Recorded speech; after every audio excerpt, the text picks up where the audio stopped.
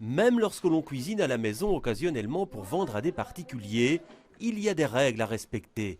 Certains cuisiniers amateurs, inscrits sur la plateforme Menu Nextdoor, ont donc reçu une visite de l'AFSCA, l'Agence fédérale pour la sécurité de la chaîne alimentaire.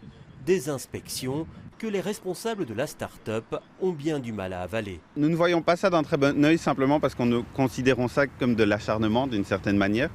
Simplement parce que ces chefs, ces cuisiniers qui font à manger sur Menu Nextdoor sont pour la plupart des amateurs particuliers qui font un nombre de portions tout à fait limité et on ne peut pas les mettre à la même enseigne qu'un restaurant qui va faire à manger tous les jours par exemple. L'AFSCA dit avoir agi sur base de plaintes et avoir averti auparavant les responsables de Menu Nextdoor des règles à appliquer.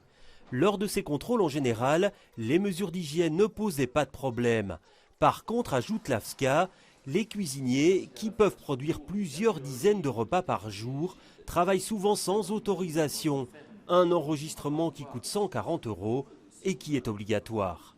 L'enregistrement permet quoi? Permet à l'agence de connaître les établissements actifs dans la chaîne alimentaire. Et à quoi cela peut servir? Eh bien, si jamais nous devions être dans une situation d'incident alimentaire, il est impératif de pouvoir tracer les produits, de savoir où ils ont été, pour pouvoir les stopper le plus rapidement possible s'il y a un risque de contamination et un risque pour la santé publique. Quoi qu'il en soit, Menu Nextdoor demande une adaptation de cette législation qu'elle juge archaïque.